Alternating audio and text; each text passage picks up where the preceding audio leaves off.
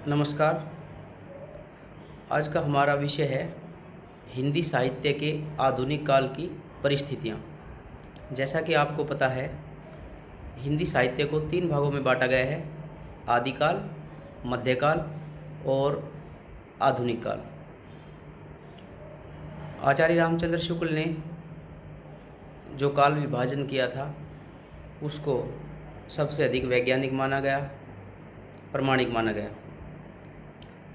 शुक्ल जी ने आदिकाल को वीरगाथा काल भी नाम दिया, उस काल की प्रवृत्तियों के आधार पर।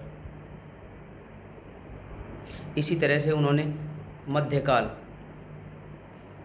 को जो दो भागों में पहले ही बटा हुआ था, पूर्व मध्य और उत्तर मध्यकाल, उनके भी अलग अलग नामकरण किए।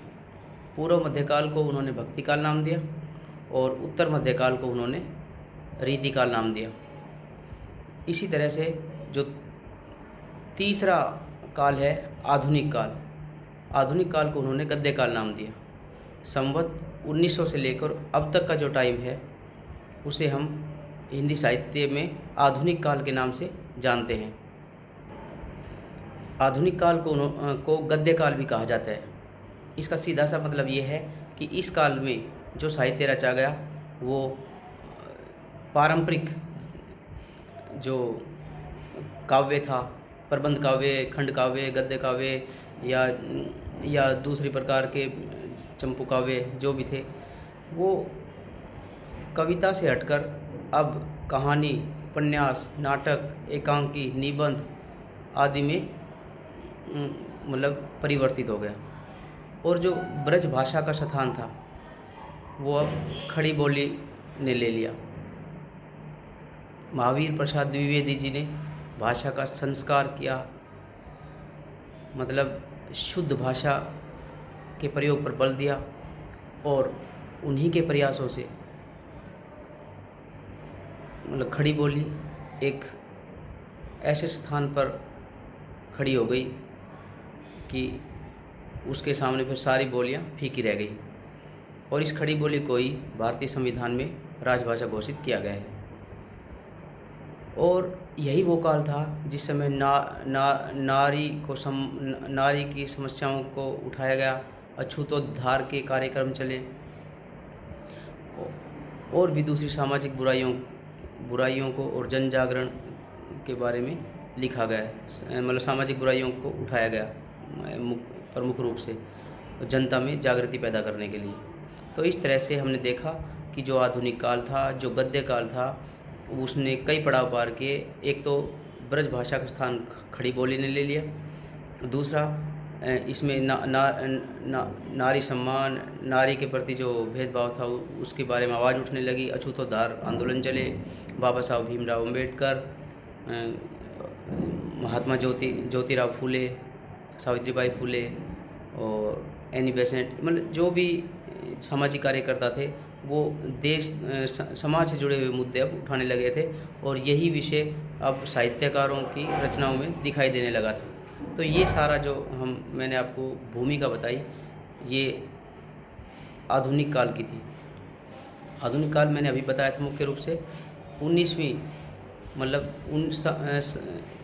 संवत 1900 के बाद शुरू होता है और अब तक चल रहा है। तो आधुनिक काल की जो शुरुआती जो समय था, वो भारतेंदु हरिश्चंद्र के समय से शुरू हुआ था। भारतेंदु हरिश्चंद्र वैसे ब्रज भाषा के कवि थे, लेकिन उन्होंने भी जो अपना गद्य था वो खड़ी बोली में ही लिखा।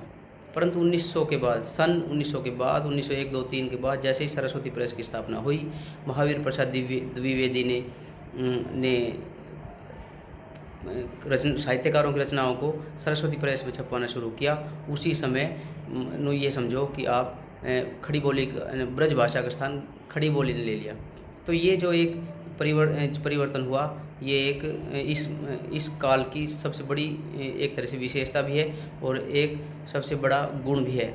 मतलब आधुनिक काल पुरानी कई परंपराओं को तोड़कर एक नए रास्ते पर आगे बढ़ चला, क्योंकि देश गुलाम था अंग्रेज़ों का और क्रांतिकारी आंदोलन भी हो रहे थे। कुछ देशभक्त साहित्यकार छुपकर अपनी रचनाएं लोगों तक पहुंचा रहे थे।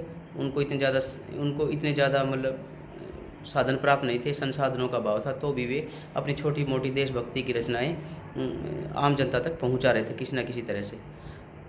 तो आधुनिक काल के बारे में जो मैंने अभी बताया, ये एक तरह से आप समझो इसकी भूमिका है, इंट्रोडक्शन है आधुनिक काल की। आधुनिक काल यानी गद्य काल। अब अगर हम इस आधुनिक काल की परिस्थितियों के बारे में जानें, मतलब एक तो विशेषताएं होती हैं, लेकिन हम जानते हैं परिस्थितियों की। आपके सिलेबस में आधुनिक काल की परिस्थितियों के बारे में ही जिक्र है, यानी कि जो प्रश्न बनता है पहला आपका कि आधुनिक काल की परिस्थितियां बताएं, वही मैं बताने जा रहा हूं। आधुनिक काल की भूमिका मैंने बता दिया आपको। अब आधुनिक काल की परिस्थितियों पर आते हैं। आधुनिक काल की जो पहली परिस्थिति है वो परिस्थिति है राजनीतिक परिस्थिति। आपको बता देता हूँ मैं, तीनों ही कालों में आदिकाल, मध्यकाल, आधुनिक काल परिस्थितियाँ सेम ही रहती हैं, बस उनमें थोड़े बहुत भी उन परिस्थितियों में विभिन्नता जरूर आ जाती है, लेकिन पॉइंट वही रहते हैं। जैसे राजनीतिक परिस्थितियाँ, आर्थिक परिस्थितियाँ, धार्मिक परिस्थितियाँ, सामाजिक परिस्थितियाँ, साहित्यिक परिस्थितियाँ और सांस्कृतिक परिस्थितियाँ। ये 6 परिस्थितियाँ मैंने बताई, ये तीनों ही कालों की सेम है मतलब पॉइंट सेम है, अंदर उनका विषय वस्तु अलग अलग है, क्योंकि परिस्थितियाँ तो हर काल में अलग अलग रही हैं। हम बात कर रहे हैं आधुनिक काल की, यानी आज से एक लगा लो 100 साल पहले की, मतलब जब आधुनिक काल शुरू हुआ, 100 साल से लेकर अब तक की बीच में जो बदलाव हो रहे हैं आज तक के। तो आधुनिक काल की जो पहली परिस्थिति है वो है राजनीतिक परिस्थिति। राजनीतिक परिस्थिति में हमने बताना है पॉलिटिक्स, यानी राजनेता लोग राजनीति करते हैं, सरकार चलाते हैं, सरकार बनाते हैं, जोड़ तोड़ करते हैं और जनता के नेता बन जाते हैं। या नेताओं की क्या मतलब पोजीशन थी, क्या स्थिति थी, उसके बारे में। तो हम देखते हैं कि आधुनिक काल के समय देश गुलाम था, और देश गुलाम होने के कारण जो राजनीतिक परिस्थितियाँ थी वो थोड़ी मतलब देशवासियों को थोड़ा दबा के रखा गया था, आम जनता को। 1857 की क्रांति हम हार गए थे, मतलब हार गए थे ये तो नहीं कह सकते। 1857 की क्रांति वास्तव में हमारे देशवासियों को जगाने का एक प्रयास था। जनता को ये पता लगा कि हाँ, हम भी अंग्रेज़ों के खिलाफ़ आवाज़ उठा सकते हैं, अंग्रेज़ों के दमन चक्र के खिलाफ़। 1857 की क्रांति के बाद काफ़ी बदलाव आए। अब जो नेता लोग थे या जो देशभक्त लोग थे जिनको देश की चिंता थी, वो अब अंग्रेज़ों के खिलाफ़ कुछ अलग से संगठन बनाने लग गए, और एक तरह से देखा जाए तो वो उसको ये नई योजनाएं बनाने लग गए। इस तरह से 1885 में सबसे पहले कांग्रेस की स्थापना हुई। हालांकि कांग्रेस की स्थापना अंग्रेज़ों की सहायता के लिए हुई थी और अंग्रेज़ों के सहयोग के लिए ही हुई थी। अंग्रेज़ों ने अपने हिसाब से ही इसकी स्थापना की थी, ताकि वो उनके लिए लाभदायक सिद्ध हो सके वो कांग्रेस। और उसकी स्थापना भी एक कांग्रेस अधिकारी A.O. ह्यूम ने की थी। परंतु धीरे धीरे इस कांग्रेस में एक जो देशभक्त, देश से जुड़े हुए, माटी से जुड़े हुए नेता आते गए, और इसमें ये धीरे धीरे अपनी आवाज़ उठाने लग गए। और ये जो आवाज़ उठाने लग गए, इन्होंने क्या किया कि अपने पहले तो ये उठाते थे आवाज़, एक छोटी मोटी आवाज़ें उठाते थे, लेकिन जो समाज था, समाज के जो लोग थे, देशभक्त लोग थे, वो 2 भागों में बटे हुए थे। एक तरफ थे उदारवादी लोग, गांधी, नेहरू और दूसरे लोग, लेकिन एक तरफ थे गर्म दल के नेता, लाल बाल पाल, भगत सिंह, चंद्रशेखर आज़ाद, सुभाष चंद्र बोस, ये क्रांतिकारी लोग, जिनको अंग्रेज आतंकवादी कहा करते थे, क्रांतिकारियों को। लेकिन तो जब अंग्रेज ये उदारवादी लोग धीरे धीरे कांग्रेस के माध्यम से अपनी आवाज़ उठाने लग गए, सत्याग्रह करने लग गए, गांधी जी का जैसे ही आगमन हुआ, सत्याग्रह करने लगे, असहयोग करने लगे, तो अंग्रेज़ों को थोड़ा थोड़ा अब आभास होने लग गया कि हाँ, जो भारतीय जनता है अब इनमें विद्रोह के स्वर फूट रहे हैं और इनमें देश प्रेम की भावना जागृत हो रही है। तो ऐसे ही पॉलिटिक्स बाजी चलती रही, एक दूसरे का पैर खींचने के लिए कोई इधर, किसी को रिश्वत देकर, किसी को पैसे देकर ये मतलब जनता को बरगलाने लगे।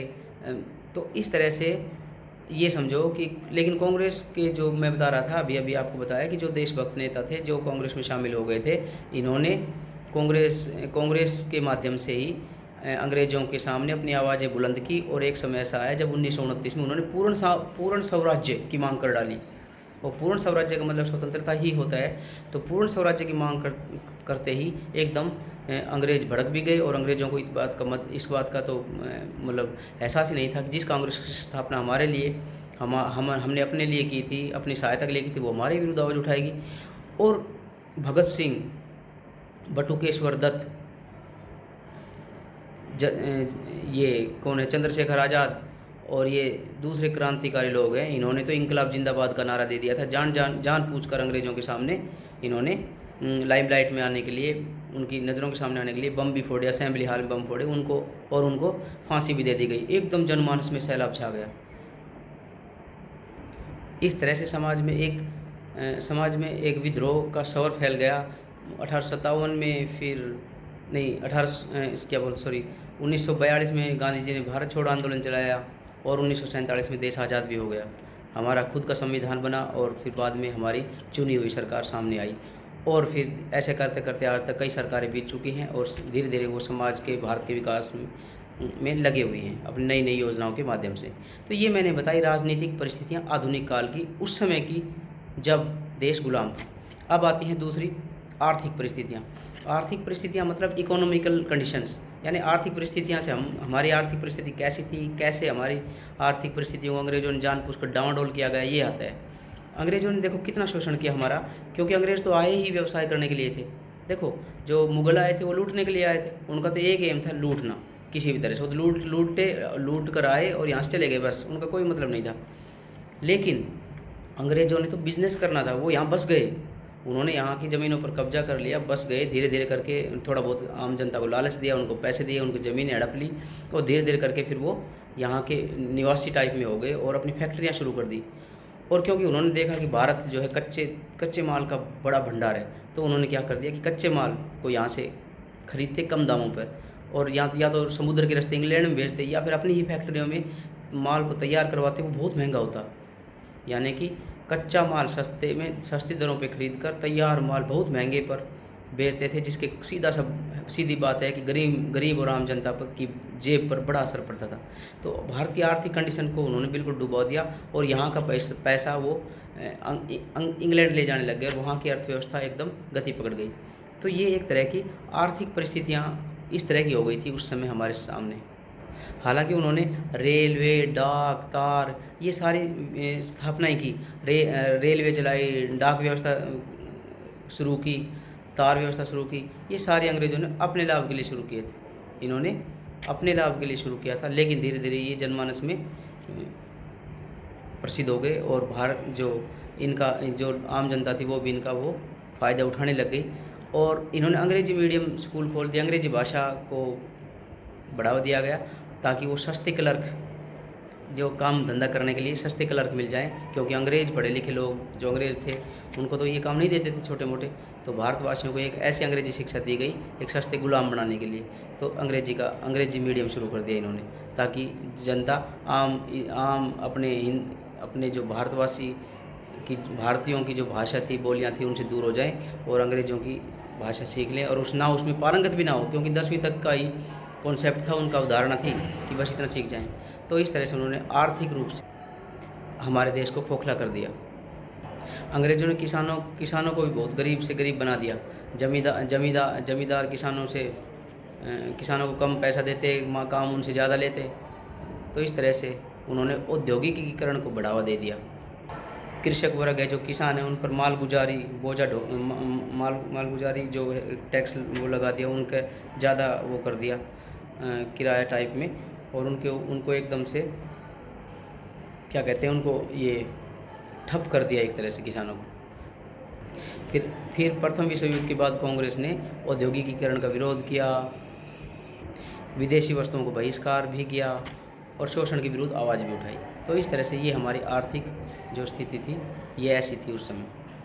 तो इस तरह से हमने देखा कि राजनीतिक परिस्थितियों में किस तरह के जो राजनीति चल रही थी हमारे देश में। फिर हमने ये आर्थिक परिस्थितियों में देखा कि कैसे अंग्रेज़ों ने हमारी आर्थिक व्यवस्था को ठप कर दिया। तो अब हमारी अगली जो परिस्थिति है, यानी राजनीतिक परिस्थितियाँ, आर्थिक परिस्थितियाँ। अब हमारी है सामाजिक, धार्मिक और सांस्कृतिक परिस्थितियाँ। एक तरह से देखा जाए तो ये सामाजिक, धार्मिक और आर्थिक सांस्कृतिक परिस्थितियाँ हैं, ये एक से दूसरे से जुड़ी हुई हैं। यानी समाज है, समाज धर्म पर आधारित है। धार्मिक परिस्थितियाँ कैसी है, आडंबर हैं, पाखंड हैं। और ये सांस्कृतिक, हमारी संस्कृति कैसी है, हमारा रहन सहन कैसा है, ठीक है, ये भी संस्कृति भी धर्म से जुड़ा हुआ है।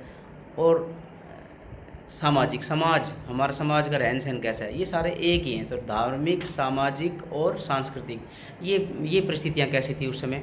देखिए समाज में अंग्रेज़ों ने क्या किया कि जातिवाद का जहर घोला। जाति के आधार पे इन्होंने हमारे देश को लड़ाया। जब इन्होंने देखा कि देश एक हो रहा है, तो इन्होंने हमारी जो छोटी छोटी जाति व्यवस्था थी, जो कर्म पर आधारित थी, जैसे भी, उनको शिकार बनाया, जो भोले भाले लोग हैं, और उनमें जातिवाद का विष घोल दिया, जिसके कारण कि हमारी जो एकता थी वो टूट जाए। समाज में वैसे भी कई बुराइयां चलन में थी, जैसे विधवा को विवाह की अनुमति नहीं थी, सती प्रथा भी थी थोड़ी बहुत, और बाल विवाह भी था। तो इस तरह से हालांकि अंग्रेज़ जो अधिकारी थे लॉर्ड विलियम बेंटिंक, वो कुछ समाज के लिए उन्होंने सती प्रथा पर रोक लगा दी। राजा राम मोहन राय ने भी उनके प्रयासों से, राजा राम मोहन राय ने भी ब्रह्म समाज की स्थापना की और जन जागरण का कार्य किया। तो राजा राम मोहन राय हो गए ये, और थियोसॉफिकल्स सोसाइटी की स्थापना की फिर एनी बेसेंट ने। तो इस तरह से ये सामाजिक और धार्मिक आंदोलन चल पड़े। गोविंद रानडे के नेतृत्व में कई सामाजिक आंदोलन भी चल पड़े। स्वामी दयानंद सरस्वती ने आर्य समाज की स्थापना की। बाबा साहब भीमराव अम्बेडकर ने अछूतोद्धार कार्यक्रम चलाए, और श्री अरविंद घोष और भी बहुत से दूसरे सामाजिक कार्यकर्ता इस काम में जुट गए।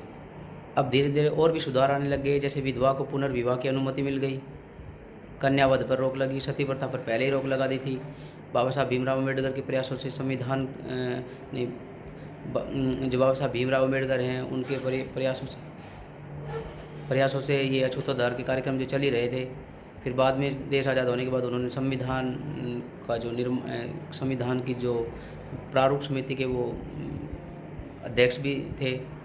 तो इस तरह से इन्होंने काफ़ी ये एक तरह से समाज सुधार का कार्यक्रम चलाया समाज में। और समाज में जो लोग रह रहे थे, जैसे गरीब लोग हैं, कुछ किसान हैं, ये एक सादा जीवन जीते थे। लेकिन अंग्रेज़ों ने समाज में इनका बहुत शोषण किया, एक आर्थिक खाई पैदा कर दी, जिसके कारण गरीब होता चला गया, और उनको एक तरह से सस्ते मजदूर मिल गए, और उन्होंने जातिवाद का रंग देकर बड़ों जो अमीर लोग थे, जमींदार लोग थे, उनके प्रति इन वैमनस्य भर दिया इनके मन में, जिससे कि समाज भी बट गया और अंग्रेज़ों का उनको अपना उल्लू सीधा प्रतीत हुआ।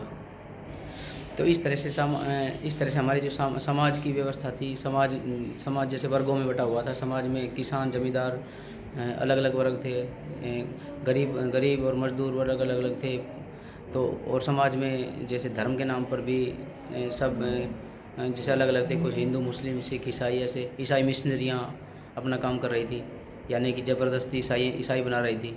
तो कुछ ईसाई मिशनरियों के अपने अपने उद्देश्य थे, मिशन थे, और समाज का जो एक आम जो गरीब मजदूर था, उनको तो इन बातों में कहाँ टाइम लगता था। लेकिन फिर भी जो हिंदू धर्म का भी थोड़ा पतन हुआ था, लोग ज़्यादा छुआछूत वगैरह इस तरह में करने लग गए।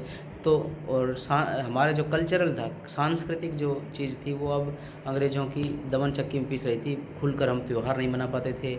अगर जितना ये हमारा जो सनातन धर्म, हिंदू धर्म कह लो, ये जो भी हमारे सांस्कृतिक गतिविधियाँ हुआ करती, वो इतनी नहीं होती थी अब।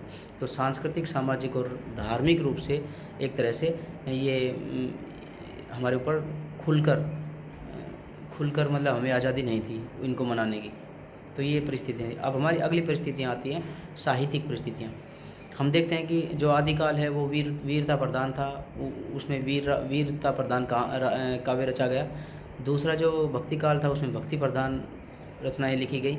और फिर रीतिकाल के कवियों ने अपने दरबारी जो जो राइटर थे मतलब जो राइटर थे रीतिकाल के कवि थे, उन्होंने अपने राजाओं का गुणगान किया, आश्रयदाताओं का गुणगान किया। तो एक तरह से रीतिकाल भी कल्पना पर और मनगढ़ंत या फिर झूठी बड़ाई पर आधारित था। लेकिन आधुनिक काल इन सबसे दोनों कालों से बिल्कुल अलग था। आधुनिक काल में ये दरबारी संस्कृति बिल्कुल ख़त्म हो गई, चाटुकारिता, यशोगान, आश्रयदाताओं गुणगान ये सब खत्म हो गया अब। और ना ही भक्ति, राम कृष्ण भक्ति का भी इसमें कोई बोलबाला नहीं था। और वीरता प्रधान काव्य भी यथार्थ पर आधारित लिखा गया। जैसे इसमें जैसे आधुनिक काल में जैसे छायावादी युग हो गया, फिर प्रेमचंद युग, प्रसाद युग, प्रगतिवादी, प्रयोगवादी, ये सारे अलग अलग युग चले। अलग इस आधुनिक काल में अलग अलग प्रकार के अलग अलग कवि हुए, लेखक हुए। तो ये पहले से अलग था, ये यथार्थ पर ज़्यादा आधारित हो गया। यहाँ पर नारी शिक्षा, अछूतोद्धार, ये इनके बारे में अपनी रचनाओं में आधार बनाया गया। प्रेमचंद ने लगभग 300 के आसपास कहानियाँ लिखी, उपन्यास लिखे, वो सारे समाज सुधार, जन जागरण पर आधारित थे। और दूसरे प्रसाद जी की कहानियाँ लगा लो या और आधुनिक जो भी थे, इन्होंने अपनी रचनाओं के माध्यम से समाज में जागरण लाने का प्रयास किया और देशभक्ति का भी प्रचार और प्रसार किया और समाज सुधार लाने का प्रयास किया। ये सारी बातें, ये जो साहित्य था इस पूर्ववर्ती साहित्यों से एकदम भिन्न था। अतः आपको एक बार फिर बताया जाता है कि जो आधुनिक काल की परिस्थितियाँ थी वो 5 हैं: राजनीतिक, सामाजिक, धार्मिक, आर्थिक और साहित्यिक। एक सांस्कृतिक की भी ले सकते हो, वो एक ही बात है। तो आपको मैंने जो मुख्य बिंदु बताए हैं, मुख्य बातें बताई हैं, आप ज़्यादा विस्तृत रूप से अपनी किताबों में से पढ़ लें। और आपका ये एक प्रश्न अब तैयार हो चुका है कि आधुनिक काल की कौन कौन सी परिस्थितियाँ हैं। अगला प्रश्न हम कल करेंगे।